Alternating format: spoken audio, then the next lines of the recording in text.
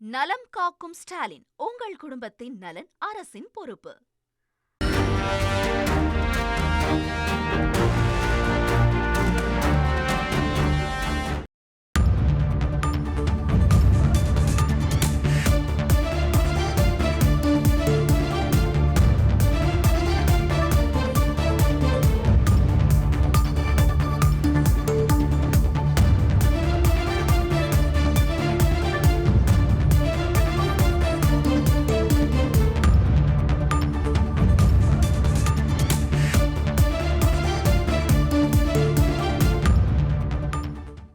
Google, Microsoft போன்ற முன்னணி tech நிறுவனங்கள்ல இந்தியர்களை முக்கிய பொறுப்புகளில் அமர வைக்க வேண்டாம்னு அமெரிக்க அதிபர் ட்ரம்ப் அச்சுறுத்தி வரும் நிலையில அமெரிக்காவில் டெக் உலகில் ஜாம்பவானா வலம் வராரு தமிழர் அரவிந்த் ஸ்ரீனிவாஸ்.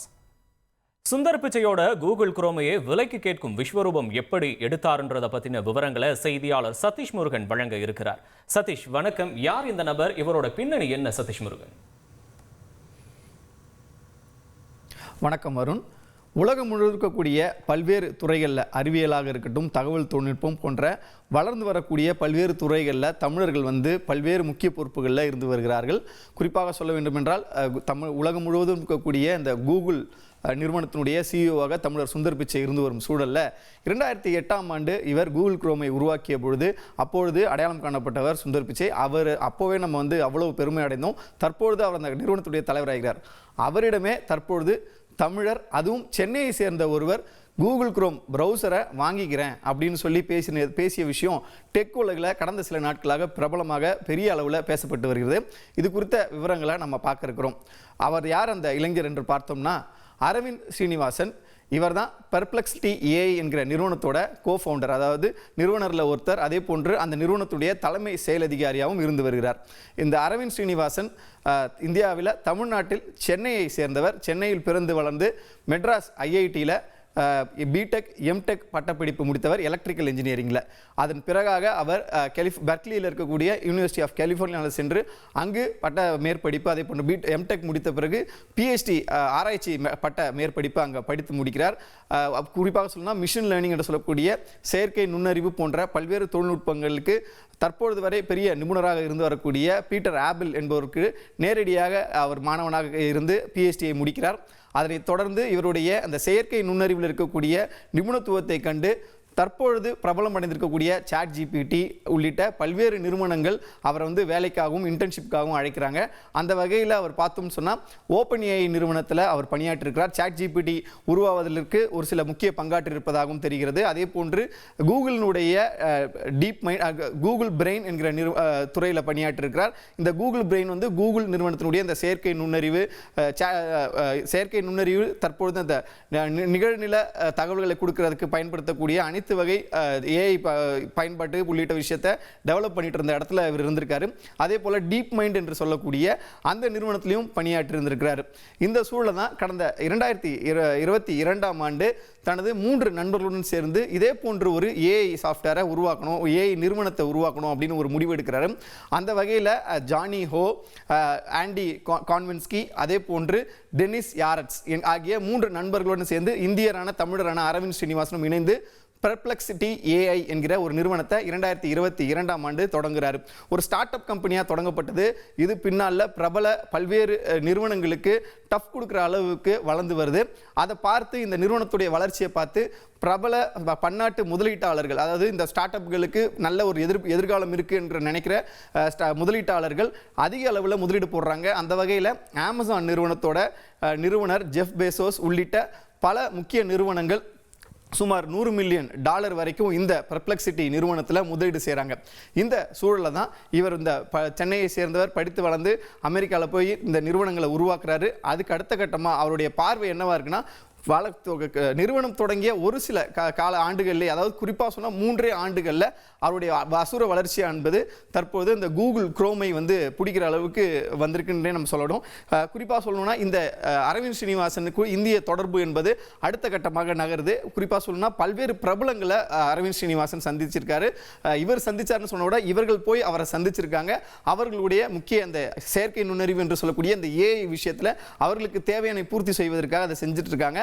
குறிப்பாக பிரதமர் நரேந்திர மோடியை 2 முறை இவர் சந்திச்சிருக்காரு. 2 முறை சந்திப்பின் பொழுதும் இந்திய அளவில் செயற்கை நுண்ணறிவை பல்வேறு துறைகளில் எவ்வாறு டெவலப் பண்ணுறது, அதுக்கு எவ்வாறு தன்னுடைய பங்களிப்பை அளிக்கலாம் என்கிற அடிப்படையில் அரவிந்த் ஸ்ரீனிவாசனுடன் உரையாடி இருக்கிறார். அதே போன்று ஏஆர் ரகுமான் இசையில் பல்வேறு புது முயற்சிகளையும் புதுமைகளையும் செய்து கொண்டிருக்க ஏஆர் ரகுமான் செயற்கை நுண்ணறிவு ஏஐ பயன்படுத்தி விரைவில் ஒரு ப்ராஜெக்ட் வந்து அவர் லான்ச் பண்ண இருக்கிறார். அதற்காக அரவிந்த் ஸ்ரீனிவாசனை சந்தித்து அதற்கான சில ஐடியாக்களை கேட்டதாகவும் கூறப்படுகிறது. இதே போல தான் அண்மையில் நடிகர் கமலஹாசனும் ஏஐ தொழில்நுட்பத்தை திரைத்துறையில் எவ்வாறு விரிவாக்கம் செய்வது என்பது குறித்து தனியாக வெளிநாட்டுக்கு சென்று கோர்ஸ் படிச்சுட்டு வந்தார். அதற்கு அடுத்த கட்டமாக அரவிந்த் ஸ்ரீனிவாசனையும் அவர் சந்தித்து இது தொடர்பாக அவர் பேசியிருக்கிறார் என்பதும் தெரிய வந்திருக்கு. இந்த நிலைமையில தான் இந்த இந்திய தொடர்பு, சென்னை தொடர்பு என்னை தாண்டி பிரபல நிறுவனங்களுக்கு போட்டி போடும் அளவுக்கு வளர்ந்திருக்கக்கூடிய அரவிந்த் ஸ்ரீனிவாசன் டைரக்டா மோதனா கூகுளோட தான் மோதணுன்ற அடிப்படையில் கூகுள் நிறுவனத்தை வம்புக்கு இழுத்தாரு. அது எப்படின்னு பார்த்தீங்கன்னா, அமெரிக்காவில் தற்பொழுது இந்த கூகுள் நிறுவனத்திற்கு ஒரு சட்ட சிக்கல் உருவாகி இருக்கிறது. அதாவது அமெரிக்காவில் இருக்கக்கூடிய ஒரு மாவட்ட நீதிபதி கூகுள் நிறுவனம் தனது இந்த குரோம் பிரவுசரை வந்து பல்வேறு முக்கிய செல்போன் நிறுவனங்களுடன் நேரடியாக தொடர்பு வைத்துக் கொண்டு அந்த ஃபோனில் வேறு எந்த விதமான ப்ரௌசர்கள், அதாவது நிறைய ப்ரௌசர் இருக்குது, மொசிலா ஃபயர்ஃபாக்ஸ் உள்ளிட்ட மொசிலா ஃபயர்ஃபாக்ஸ், அதே போல் குரோம் உள்ளிட்ட இருந்தாலும் கூட குரோம் மட்டுமே இருக்கணுன்ற மாதிரியான விஷயங்களில் வந்து கவனம் செலுத்துகிறாங்க. இது வந்து கம்ப்யூட்டரை தாண்டி செல்ஃபோன் தாண்டி அடுத்த கட்ட அறிவியல் வளர்ச்சிக்கு இது வந்து பெரிய தடையாக இருக்கும்.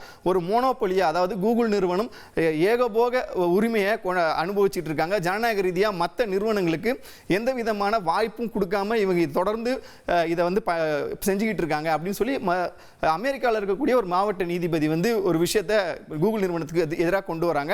இதனால என்ன ஆகும்னு சொன்னால், கூகுள் நிறுவனம் தங்களிடம் இருக்கக்கூடிய அந்த அவங்களோட ப்ராடக்ட்ஸ், அதாவது கூகுள் குரோம் என்பது மிக முக்கியமான ஒரு பிரவுசராக பார்க்கப்படுகிறது.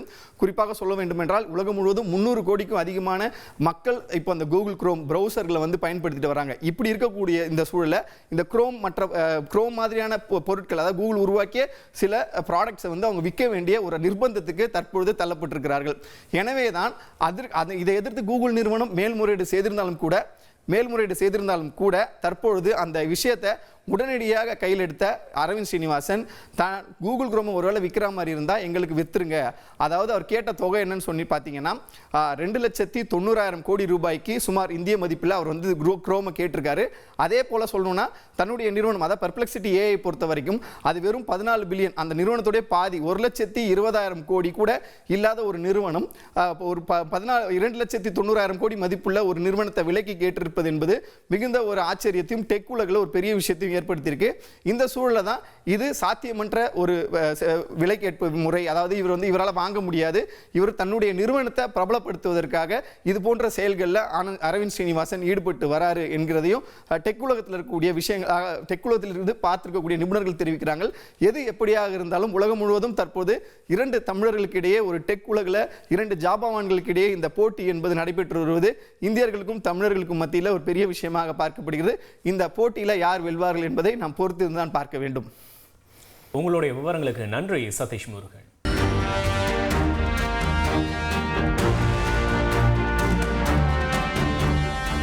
நலம் காக்கும் ஸ்டாலின், உங்கள் குடும்பத்தின் நலன் அரசின் பொறுப்பு.